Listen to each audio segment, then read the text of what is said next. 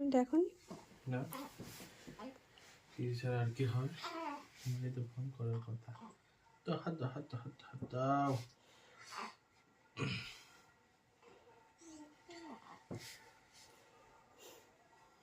Hi guys, আজকে আমরা যাচ্ছি ডাক্তার দেখাতে। ওকে একটু ডাক্তার দেখাতে হবে, কেন কি ও প্রচণ্ড দুধ তুলছে আর ওর ওজনটাও একটু দেখতে হবে।